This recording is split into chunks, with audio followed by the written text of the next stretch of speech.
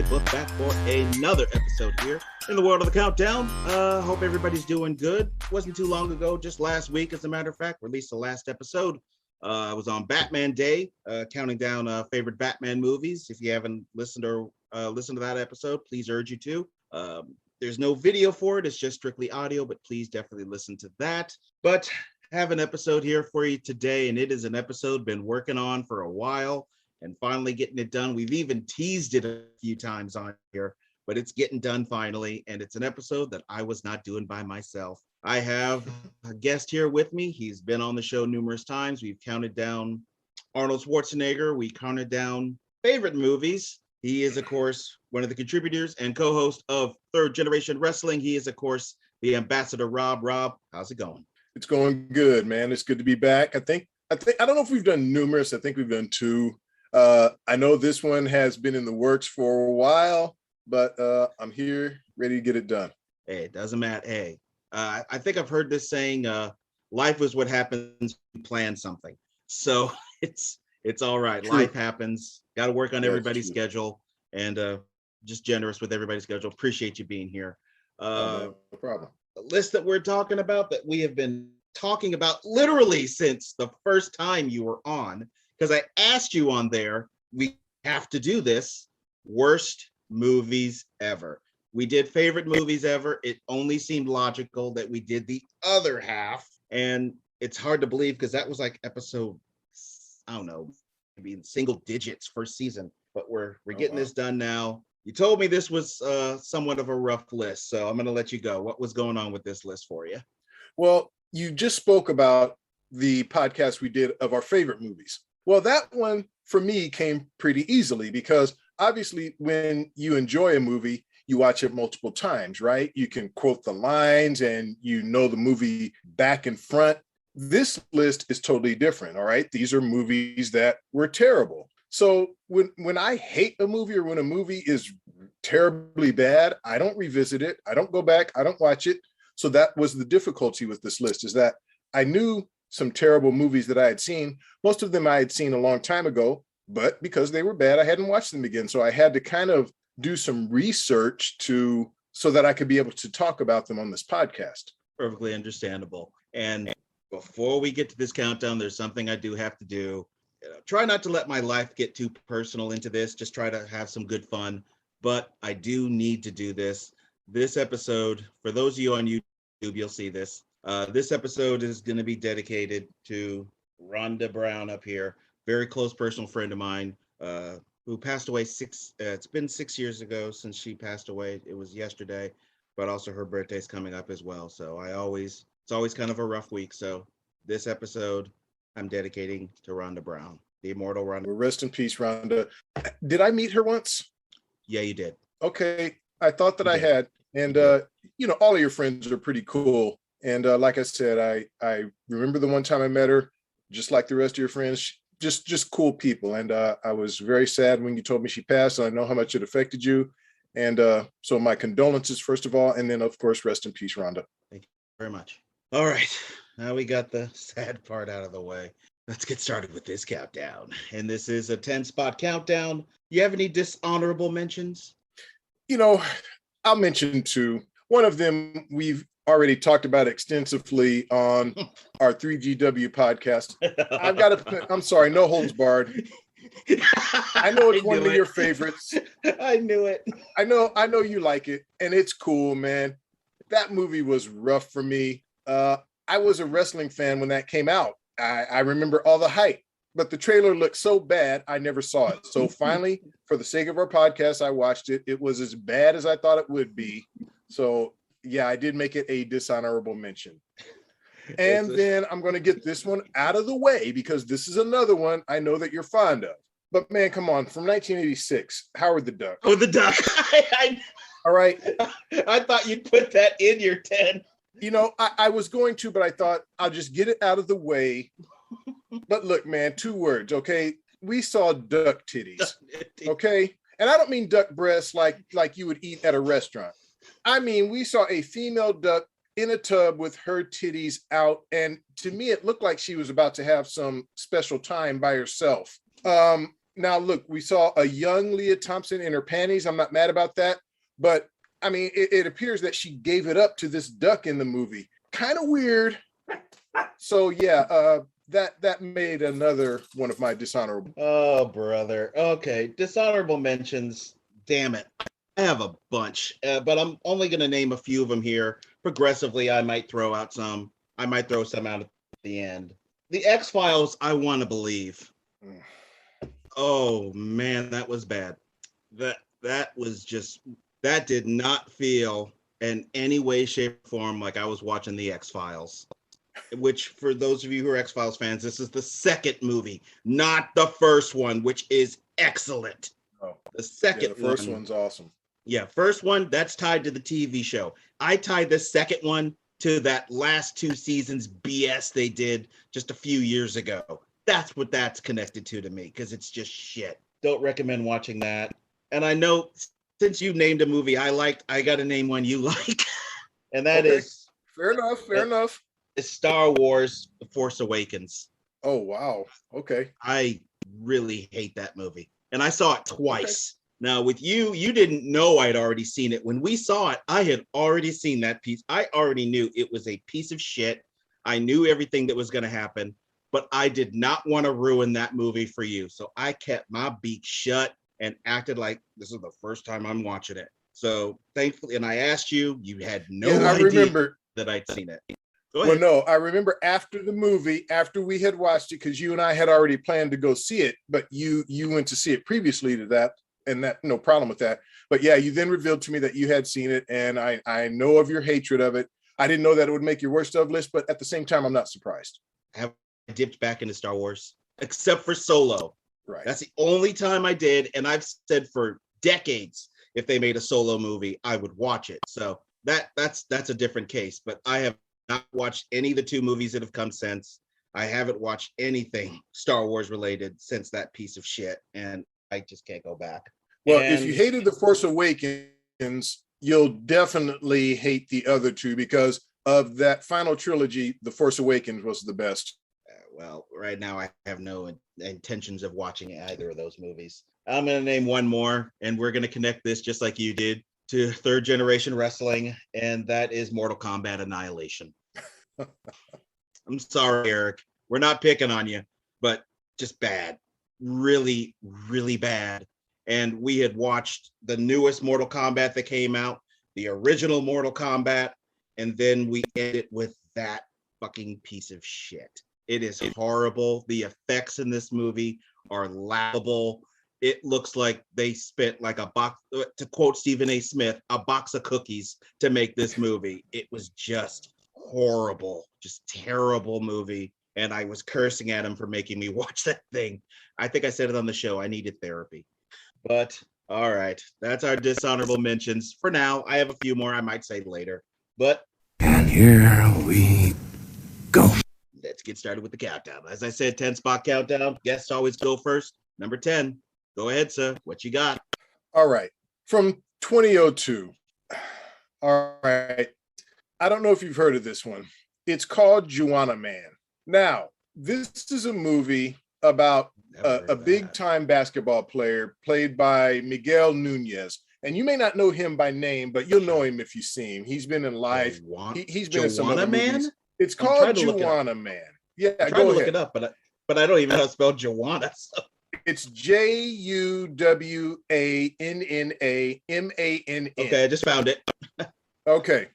Oh, Vivica Fox. He plays a big-time basketball player. Yeah, he plays a big-time basketball player. He gets kicked out of the league for some of his antics, but this guy is desperate to play basketball. So what does he do? He pretends to be a woman and joins the women's basketball league. One of those kind of movies. Right. It stars also Vivica Fox, who is the captain of the women's team that he joins.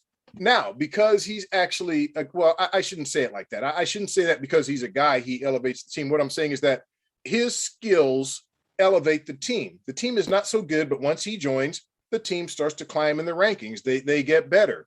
But he starts to fall for Vivica Fox, who is the captain, but he can't reveal his true self to her, right? Because he's he's actually a man and he's playing women's basketball. It is horrible. Tommy Davidson is in this movie. He actually has a crush on the Joanna Man character. He's chasing after Joanna Man, thinks he's a woman. You know, it's just bad. It's bad. Not funny. It's just, at times it's uncomfortable. Yeah, so this made my number 10. Joanna Man. Heard of it.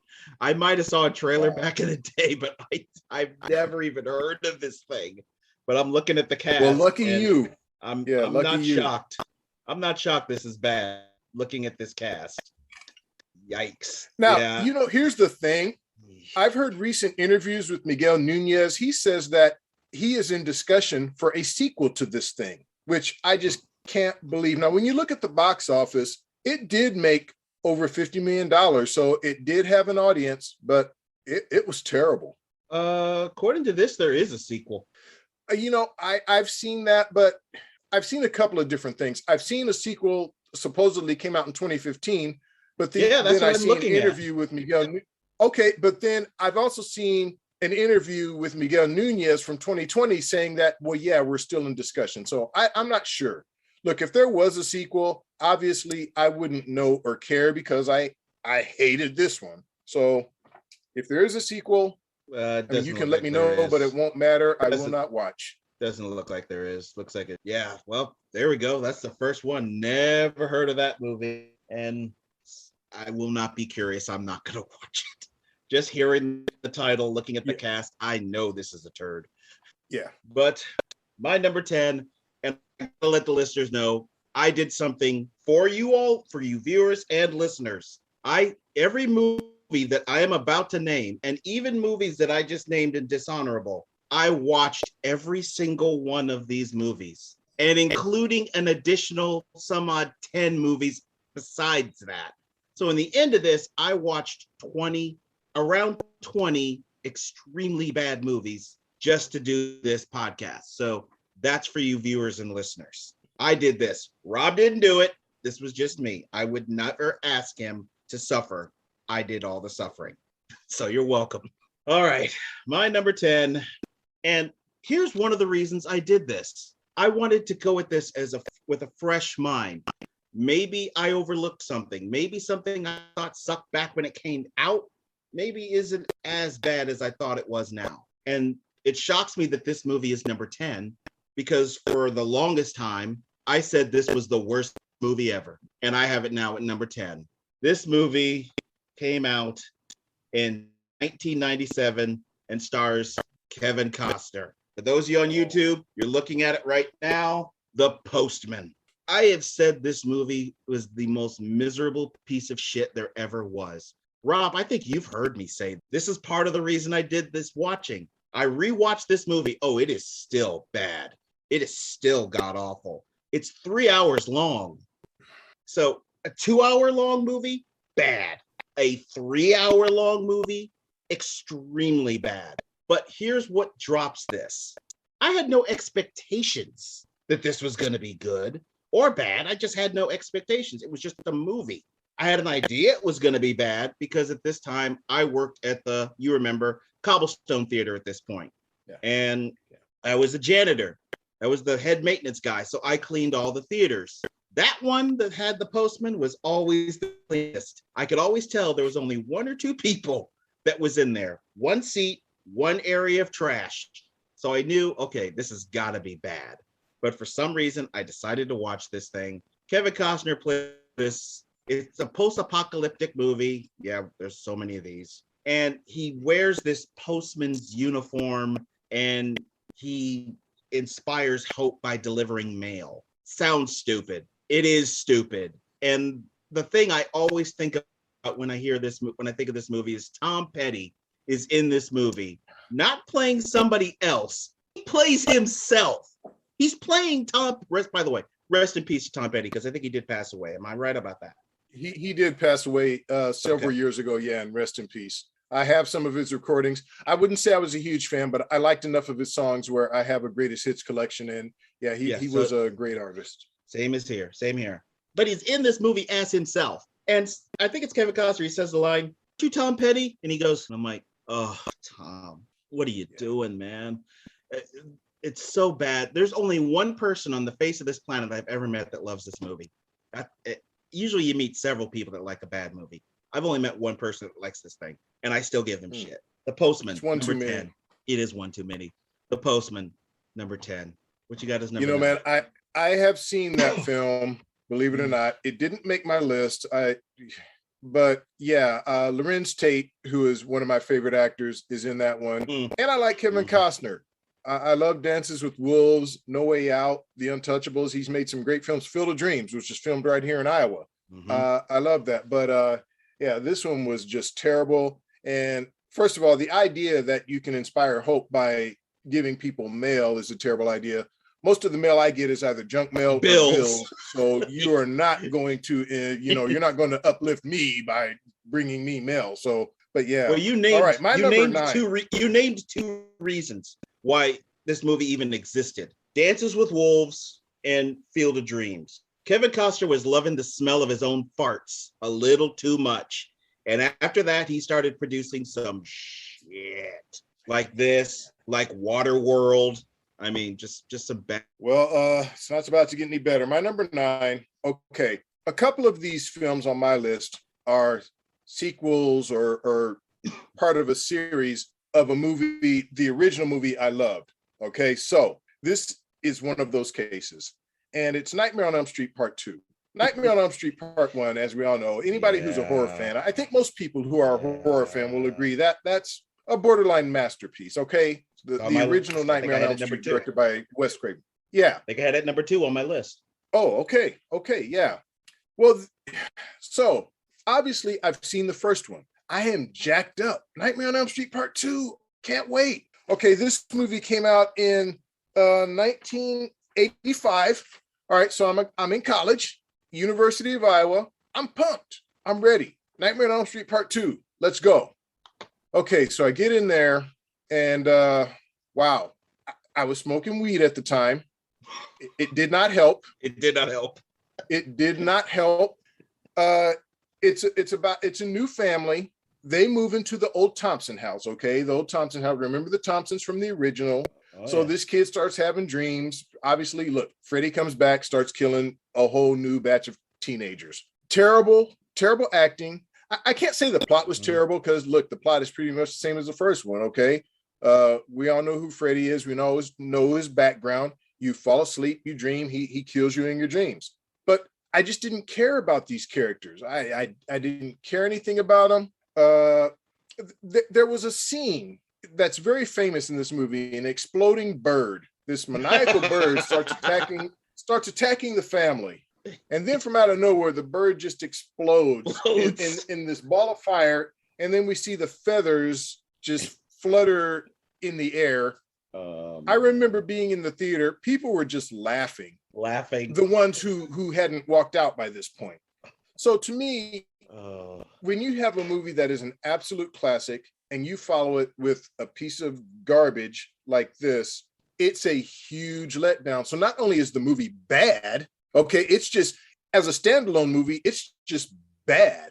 But then when you have it following a movie that's so great and your expectations are so high, that makes it even doubly bad. So that's why it made my number 9, Nightmare on Elm Street Part 2 from 1984. You know me, I love the Nightmare series. It's my favorite horror series. I own that series box set on VHS, and I still have it on DVD. And I do plan on getting that on Blu-ray. But yeah, that second one was shit. It was bad. I almost didn't dip back into it. But had I not, I wouldn't have gotten to the Dream Warriors, which was also on my list. That actually might have been number 2, because I actually think Dream Warriors is better than the original. But I like Dream Warriors too. I love that one. I own that one, and I love that one. It didn't help that the guy screamed like a girl when he would scream. I mean, that high-pitched cackling scream of his. I was like, oh, God, Freddy, kill him. And I already like you, but yeah, seriously. I liked Nancy. Even though I liked Freddy, I liked Nancy. I was like, Nancy, I want you to win this fight. Second one, Freddy, please just kill him. for all sakes, just kill him. That is my whole point. The great actor Johnny Depp was in the original. You know, I cared about those characters. Well, I didn't care Yeah, about Johnny. I cared about those characters. In the second one, I didn't care about any of these people. I agree with you. Freddie, just kill them all. And a terrible ending.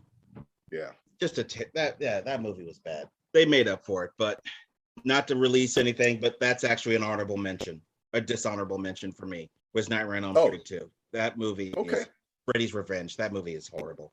So my number 9, not a horror movie, but it was pretty damn horrific how bad it is. And my boy Rob was sitting right there next to me. Oh no. Indiana Jones and the Kingdom of the Crystal Skull. 2008. I have said this story on this show numerous times. Rob, I've heard you say this story numerous times. I think I even heard you mention it in 3GW. And we always talk about this because this was the worst run of watching movies I have ever had.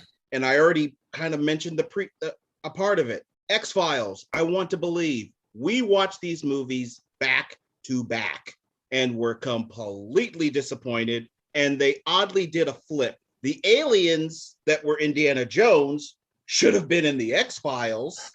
And whatever that was with X-Files, maybe you can dump some of that into Indy, but not all of it. But we should have known that this movie was going to be bad. Too much time had passed from the last one to this one. But you can let that go as long as they do something decent. But I knew it wasn't going to be that when I saw Shia LaBeouf, or whatever the hell his stupid name is. As soon as I knew he was in this, I'm like, okay, this is not going to be good. I already know it. There's no way in the world this is going to be good. The special effects with the ants and the monkeys and the ultimate, right at the beginning, who cares about spoiler alerts? But fine, if you're sensitive to spoilers, we're going to throw them out here. But these movies are so bad.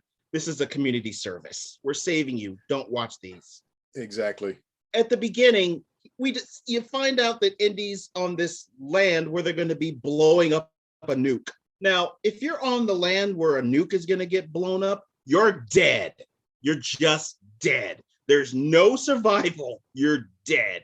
Unless you hide in a refrigerator and it gets shot all the way out, you can live through a nuclear blast. So if a nuclear blast ever happens, people, just jump in your refrigerator. You're evidently going to live.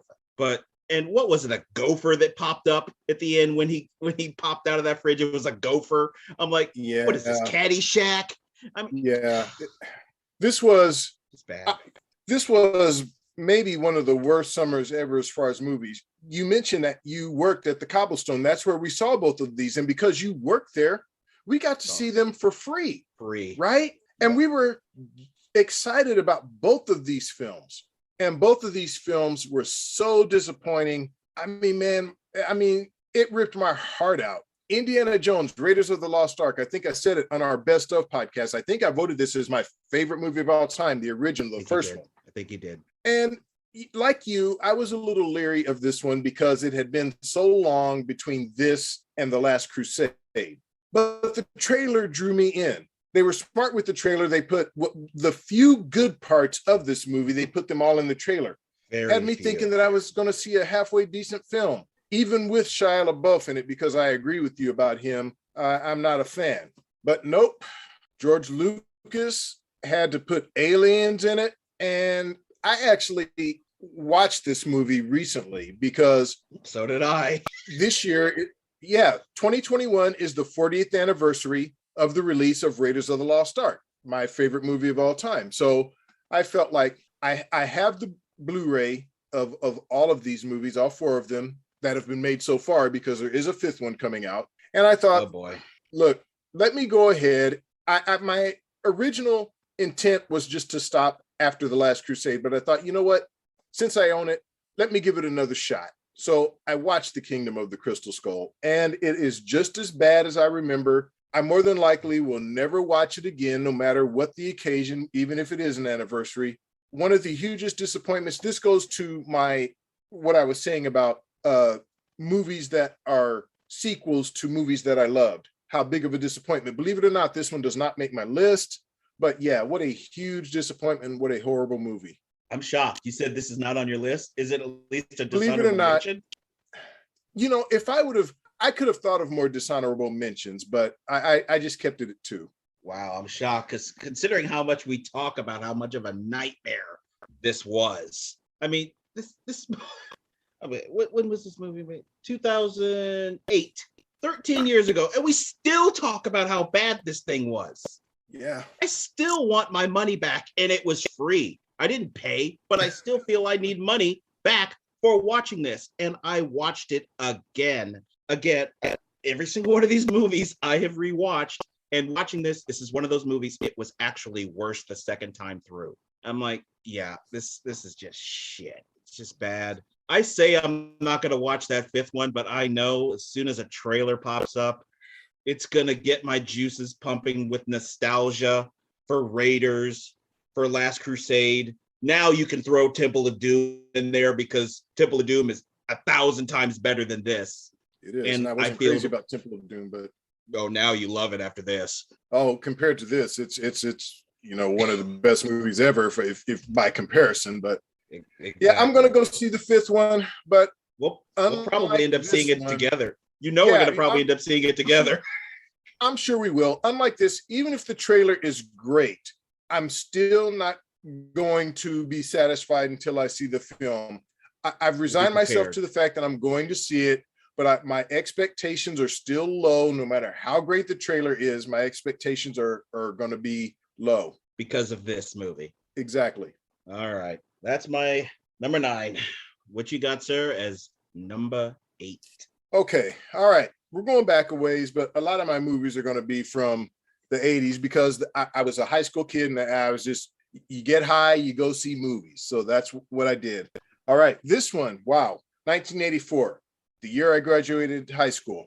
I don't know if you've ever seen this one. Obviously, if you haven't, it's on my worst list. Don't bother. It's called Bolero. All right. It stars Bo Derek. And it's directed by her husband, John Derek. Oh, I know what it is. And it's actually kind of creepy that he directs her in this movie because she's nude for like 60-70% of it. Yeah. And here's the bad thing is that Bo Derek at this time, she's beautiful, right? And she's naked. How can that movie be bad? Well, I'll tell you how. Here's the plot of the movie. She's a rich girl from Britain. She's young. She's a virgin. So she's like, it's my sexual awakening. I'm ready to let a man take my virginity. And so she's a rich girl, so she can travel around the world to find just the perfect man to take her virginity. Now, I'm not going to bore you with all of the plot details, but she ends up in Spain, finally finding a man worthy enough to take her virginity. They do. Hey, she's a woman now. Yay. Wow. Well, the dude happens to be a bullfighter. So the next day after they make love and he deflowers her, he's in a bullfight. He gets gored by a bull. Now, because he's been gored by this bull, he can no longer perform his manly duties. So that's the end of that. So what does she do? Look, she cares about this guy. She stays with him. She nurses him back to health. She even takes up bullfighting just to try to inspire him to come back and be a bullfighter again, despite the fact that this bull gored him and took his manhood away. Well, long story short, look, lots of boobs, lots of nudity. I believe this movie, it was either rated R or it was NC-17. It was because there was a lot of suggestive material in the movie. It ends with finally her nursing him back to health to the point where he's able to perform again. The movie ends with the two of them making love, doing the do. Hey, everybody leaves the theater happy except anybody who went to the theater to see this shit. You know, a movie is bad when there are boobs all over the place and you still feel like you wasted your money and your time. And that's what this movie was. Terrible plot, terrible movie, terrible. I mean, nothing going for this movie at all. And so that is my number 8, 1984's Bolero. It's rated R. Okay. Yeah. Internet Movie Database rated it a 3.0. That's generous. Compared to what I've been seeing, yeah, that's very generous. I hadn't thought of that movie in a while, so I haven't seen it from front to back. I saw just a little bit of it, and it was not going good, so I stopped watching it. You said it. If there's nudity and it's still not good, that's bad, which is a great description for Basic Instinct 2. Nudity and the movie is god awful. It's just wow, bad. that's too bad because I love Sharon Stone. I loved her in Basic Instinct 1, but I haven't watched Basic Instinct 2 because I did hear it was bad. And I worked in another theater. I worked in another theater when that came out. It literally was in the theater for like a week and it was gone. Oh, wow. That's bad. That's bad. Wow, now you're a Bond guy. And I'm sure you know who Olivia Dabo is. Oh, yeah. She was in The Living Daylights. Exactly. Well, there is a young Olivia Dabo in Bolero. She plays Paloma. Her titties are out as well. So, I mean, also in Conan the maybe Destroyer. you want to watch it just for that. But young okay. Olivia Dabo was in this one. It's the day of the internet. If I really want to see that, Yeah, true. You don't really have to look up the movie for that. Yeah, you're right. Yeah, save yourself some money and some time. Exactly. But she was also in Conan the Destroyer. Oh, okay. She was the princess that they were trying to save. That was her. You know what? I remember that now that you're saying it. I haven't watched those movies in a while. I might revisit those. I've thought about having an Arnold festival some weekend. Yep, that was her. Okay. All right. It's so funny, the stuff you just said, because there's a part of it that ties into my number 8. And you did it without even knowing because you have no idea what's on my list. But you did a perfect segue. You just don't realize you did it. My number 8. Oh, wow. YouTube. This is not a surprise at all. He said it. I'm a James Bond fan. And if you're a James Bond fan, you should already know the movie that this is. This was done during the Roger Moore era, 1979. It is Moonraker is an absolute pile of dung. The worst villain. And it brings back Jaws. Again, spoiler alert, who cares? But fine, spoiler alert. Jaws was in The Spy Who Loved Me, which is actually a good Bond movie. He's an assassin who is a bumbling idiot. He's there for comedic relief. He does the stupidest things. And it's like, how are you an assassin when you're this dumb? I mean, this doesn't speak to all the people you're able to kill because you are an idiot. But he was so loved. I don't know. I can't imagine how many people loved him, but evidently he was very loved. And I think it was one of the filmmaker's daughters, I think they said the story was, that liked that character. And so they brought him back to Moonraker. And because he was so loved, let's just make him a good guy now. And Star Wars had struck the world around this time. So every studio in the world was doing things to go into space. Star Trek, the motion picture, got started because of Star Wars. And they decided, hey, well, let's send James Bond up into space. Special effects in this movie they're not bad, but at times they're so laughable. It's the classic when you see somebody flying in space, they're stiff, their limbs don't move because it's a doll flying around. It's just so laughable. And of course, the Bond girl, Holly Goodhead. Holly Goodhead. That says everything I ever need to say about this movie. It's so god awful. When I watch Bond movies, I skip this one.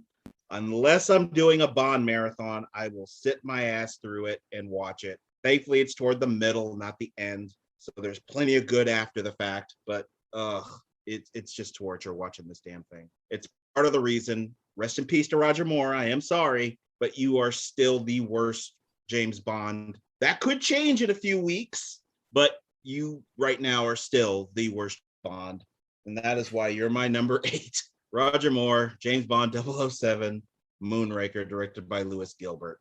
What a piece of shit.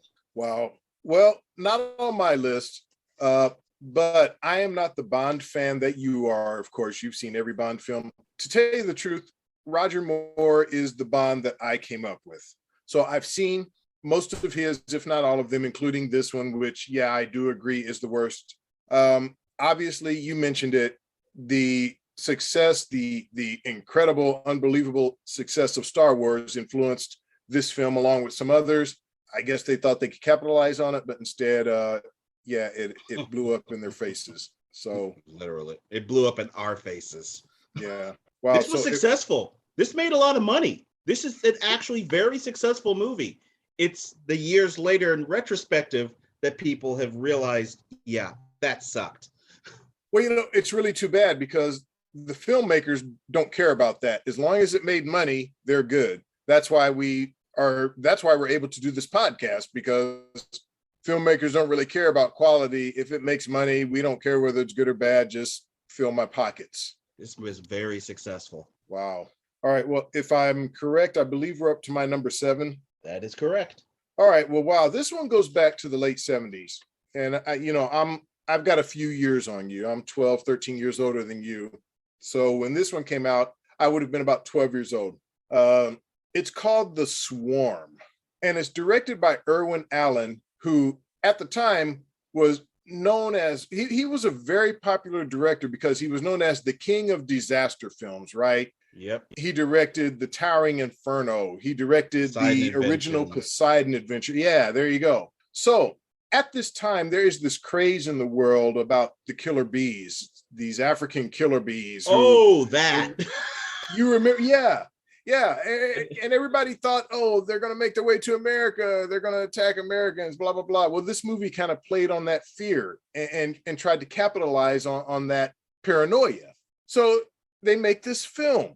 And me and your uncle, my uncle, best friend, brother, Kendall, we were jacked up to see this film, Killer Bees. And Irwin Allen is, like I said, a big-time director. Michael Caine is in this film, Richard Widmark, Olivia de Havilland. Now, I know people may not know the names that I'm saying, but these are huge names at the time. Yeah, Henry Fonda, Jane Fonda's father. Yeah, because of the Batman trilogy directed by Nolan. They should know who he is. Yeah, the point I'm trying to make is that this was a film that had a good budget and some big-time actors in it. A decent special effects, I guess, for the time, 1978. But come on, it's bees, okay? I don't care. So you'll have scenes where the bees are about to attack, and they'll show a shot of the sky, and you'll see this big black cloud, and it's all these bees coming, and they attack school children, and they attack a train and cause the train to derail. Man, it's just god awful terrible. You don't care about the people, and you're just sitting there wondering, why am I here? Why am I watching this? And apparently there were hundreds of thousands of bees used in this film, actual bees. They all had their stingers removed. I don't know how you do that, and I don't know how you do that to thousands of bees, but apparently, yeah, they did that so that the actors could interact with these bees so that it would look real, but that they wouldn't get stung. But Olivia de Havilland, one of the actresses I mentioned, she actually did get stung by one of the bees. She didn't die. She didn't have an allergic reaction, but yeah, she did get stung. So somebody didn't do their job on the set. But this movie was just terrible. Look, it's about bees, y'all. It's about bees attacking and killing people. When I was 12, it sounded like a good idea at the time, but it wasn't. And as an adult, it's even worse. So that makes my number 7, The Swarm. Never saw it. Heard of it, never saw it. So I'm going to keep that spree going. I'm not going to be I'm not going to look that movie up. I just watched some of the trailers and stuff, and yeah, that looks bad. That looks really bad. It was. Poor Michael Caine. Well, that's why we're doing this podcast. Caine. They're all bad. Yeah, they are. My number 7, and Eric, you will appreciate this one. You and I have made fun of this numerous times. We made fun of this on the most recent Third Generation Wrestling discussion show. I brought this up. Let's just go right to it. This is Transformers to the Revenge of the Fallen. Oh God, I don't even know where to begin with this thing, but there's only one place to begin. One, we'll start with just the fact that, Shia LaDouche is back again. So Second time he's been on my list. That doesn't bode very well for him as far as what I think of him as an actor. Not his fault, of course, but still, he's shit. This movie, I am a Transformers guy. I grew up in the G1 era, the old Transformers cartoon show. I have the entire series on DVD. Watched the first Transformers movie, and I was like, I own it, but it's like, it's tolerable, but it's so cliche with a certain person who just happens to have slow motion explosions all the fucking time. I mean, it's a fucking cliche, but that's Michael Bay for you. Everything is just blow up slow. It's just so cliche. But what makes this damn movie bad, and it is the reason Rob started laughing, he knows what I'm about to say. Go ahead. How can you make this up? There are 2 Transformers that are Autobots. I call them Nigabots. We call them Nigabots. The other night. Yeah, there you go. I just said it. We call them Nigabots because they have gold teeth, they have chains, they're talking all hip hop and rapping, and I'm like, are you out of your mind? I was in the theater and I saw that and I just looked at it, my jaw dropped. I'm like, oh no. And I left. I could not sit through this. As soon as those Nigabots showed up on that screen, it was time to go. But I actually own this movie on DVD. I bought it and I'm like, okay, I got to see how this ends. And when I bought it, I tried to watch it. And again, I couldn't get past those damn bots. And I'm like, okay, I've got to do, I said I watched all these movies. I was like, I got no choice now. I have got to get through this. And I got through it, but I had to throw my controller away to prevent me from turning it off. And I had to sit far away so I wouldn't just lean up and touch the screen. It's just bad. Those Nigabots are just horrific. They just took the entire movie away. Once the movie got going, it had some good moments at the end, but damn it, those just terrible. Just absolutely terrible. They're the dredge, and it's like, Michael Bay, how did the NAACP not knock on your door after this? I mean, good luck trying to do that now. You're not going to get away with it. So that's my number 7, Transformers, Revenge of the Fallen, thanks to those damn Nigabots. Just it's you, Rob. You got us number 6. Well, first of all, I have seen this one, not on my list. I like Michael Bay as a director, at least I did before this film. I think he made some films after this one that I enjoyed, maybe 1 or 2. But I agree with you. I enjoyed the first Transformers outside of Shia LaBeouf. I enjoyed that first one. This one, I believe Optimus Prime, and I quote, I believe he said punk ass Decepticons. And I'm like, okay, yeah, I already paid to get in here, so I'm going to watch it. But like you, yeah, a huge letdown.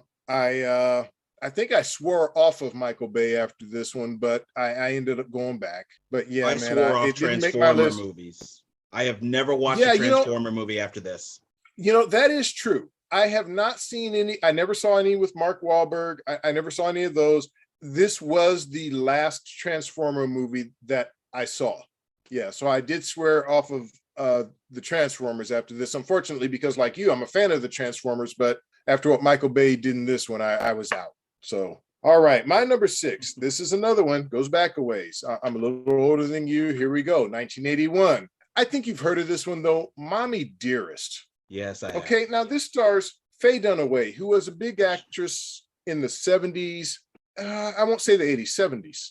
She was in Bonnie and Clyde, which is a great film with her and Warren Beatty, based on obviously the true life of Bonnie and Clyde. Great film. This one is supposedly a true story. And I say supposedly because loosely it's based on the book by a lady named Christine Crawford, who is the adopted child of Joan Crawford, who was a big actress in the 40s and 50s. And she tells this horrific story about terrible mental and physical abuse at the hands of this beloved actress. who was passed away by the time the movie came out, so she couldn't defend herself. I'm not saying whether or not it's true. Hell, how would I know? But yeah, this movie was supposed to, first of all, look, the movie is a bit disturbing because some of the scenes of abuse are kind of bad, but due to Faye Dunaway's terrible overacting, way over the top acting, it becomes comical. You're supposed to be disturbed by what you're watching and uncomfortable, and in some instances you are, but then in other instances you can't help but laugh because it is so ridiculously over the top. It is so ridiculously overacted. There is a scene in this where she is angry with the child. I know what you're going to talk about. Yeah, because this is very famous. She is upset with the child because she has hung up some of her clothes using wire hangers.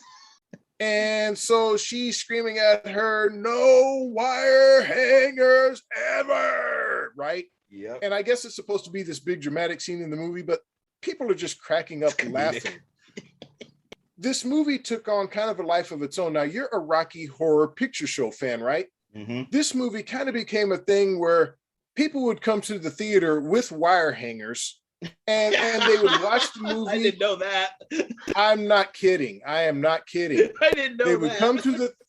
They would come to the theater with wire hangers and they would quote the film and they would quote that scene.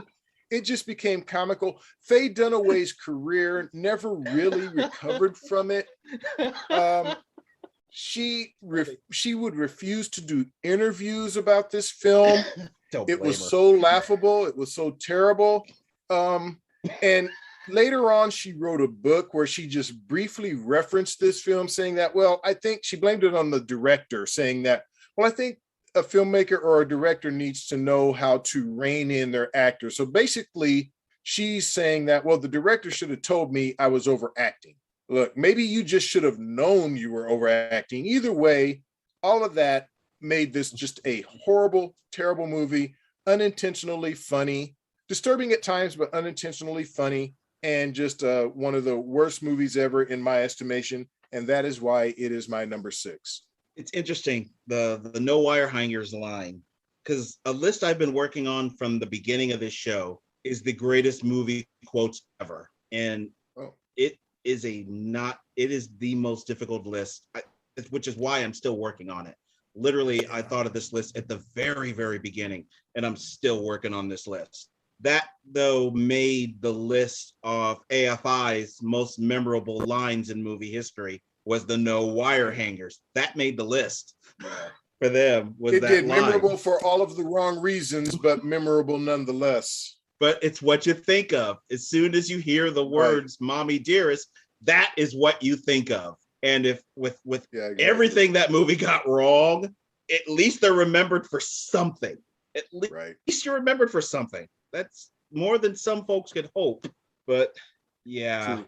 My number 6. There's just no good lead into this. I'm just going to show it here on YouTube. There you go. It's there on YouTube for you people to see it. It is Star Wars Phantom Menace Episode 1.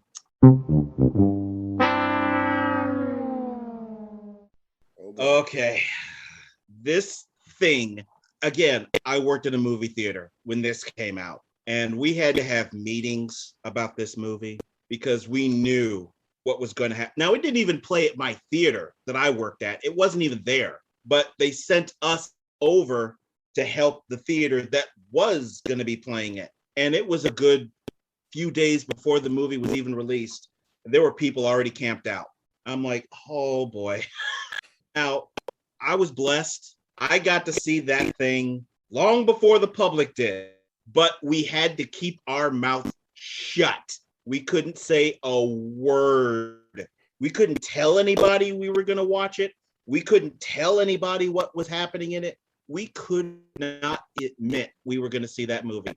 And it was the biggest hush-hush secret I had, because here's Rob, Star Wars fan, hyped as hell, can't wait. And I couldn't say a word to him that I was going to watch this movie. I don't even know if you knew that story, that I was completely hushed up. I couldn't say a word. No. Yeah, I couldn't say a word. No, I didn't know. And oh God, I wanted to say something after I watched it.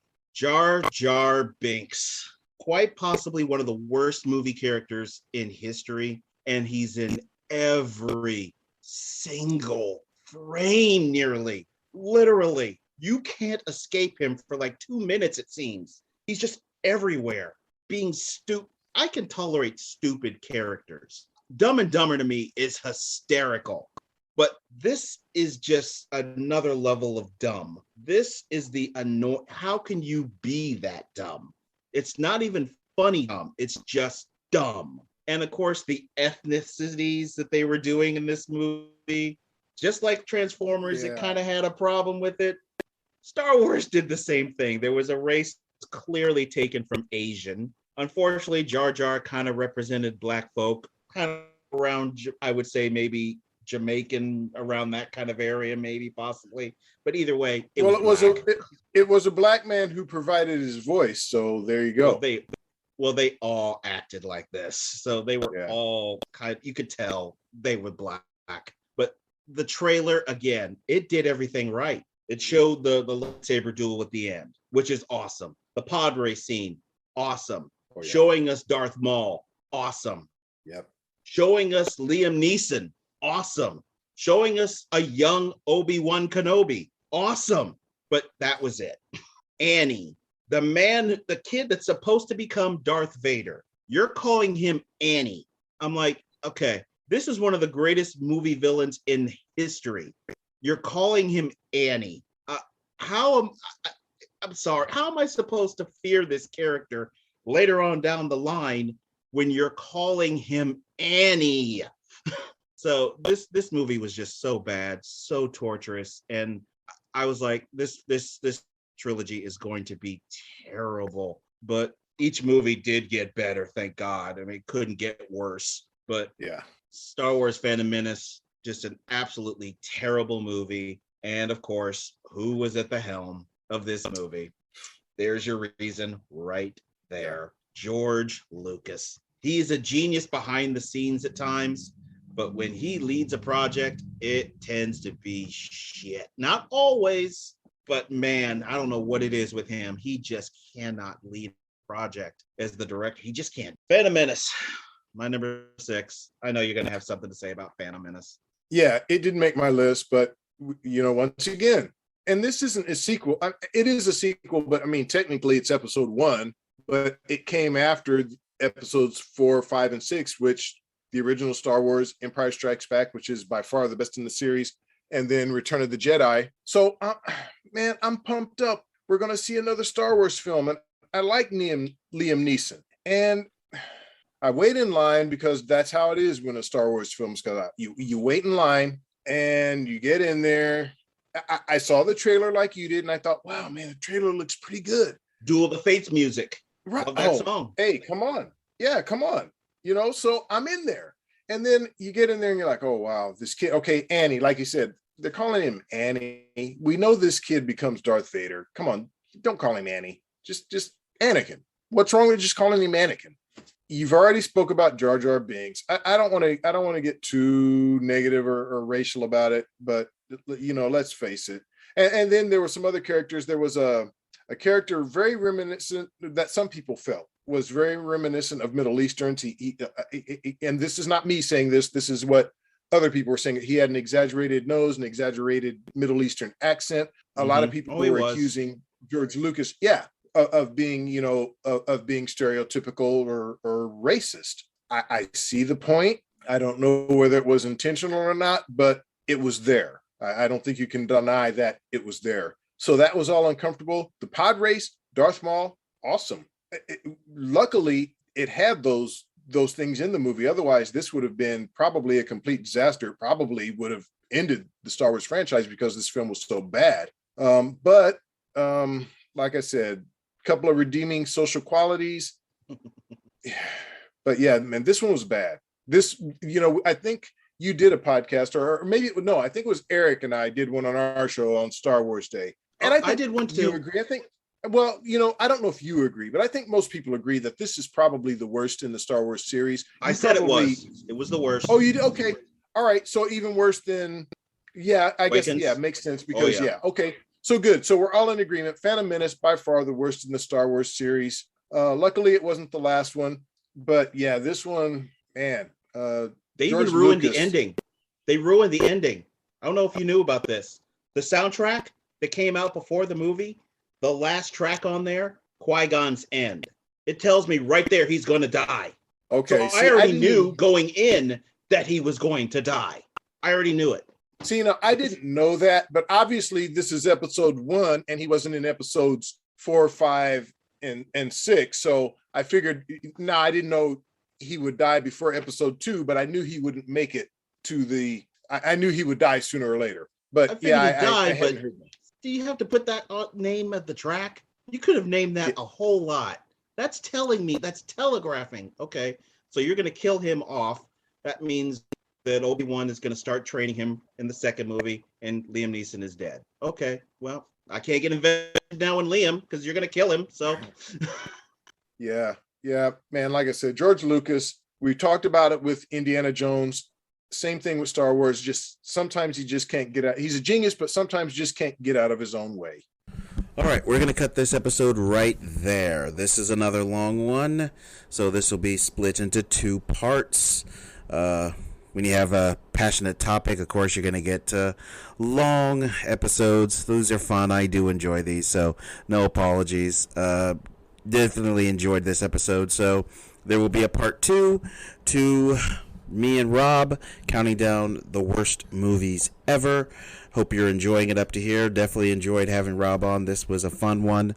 This will be interesting when I get to my year review. This could be up there. Who knows what's to come. Something I'll have to think about when I get to that point.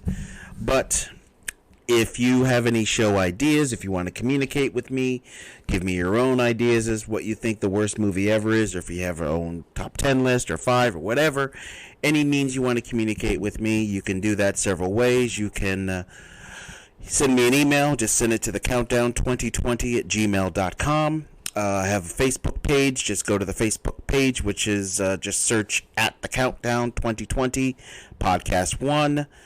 You can go search me on Twitter. Just search at The Countdown PO1. I'm also on Instagram. Search The Countdown 20. You can listen to every episode on Spotify. You can listen to every episode on Spotify. Just search The Countdown 2020. I'm also on Amazon Audible. Just search The Countdown Podcast. I'm on iHEART Radio. Just search The Countdown Podcast. Also on Podbean. Search The Countdown Podcast. And there's also, if you want to just get to the episode archive website through Podbean, just do the countdown2020.podbean.com. And finally, of course, I'm also on YouTube. Just search The Countdown Podcast with MJ Book. There's video on there of episodes. Of course, now I don't put up video for every episode, only special ones like this one. Although the video for this one is long. It's over 2 hours, so for those of you who don't have that kind of time to spend, you may want to just do the audio, which there will be an audio version of this also. That audio will be split into 2. Please like, listen, follow, watch, subscribe. Appreciate all the listeners and viewers. Please use all those avenues. Show your support for the show. It is greatly appreciated. Once again, I want to thank Rob for coming on, and please join me and Rob as we finish it up, counting down the worst movies ever. And I will, of course, we do want to give a shout out to Incomtech.com for the royalty-free music. Ice Flow, done by Kevin MacLeod, that you hear at the beginning and ends of episodes. And I will catch you all again on the next episode, which will be part 2 of The Countdown. Have a great day or evening, whatever time it is. Bye-bye.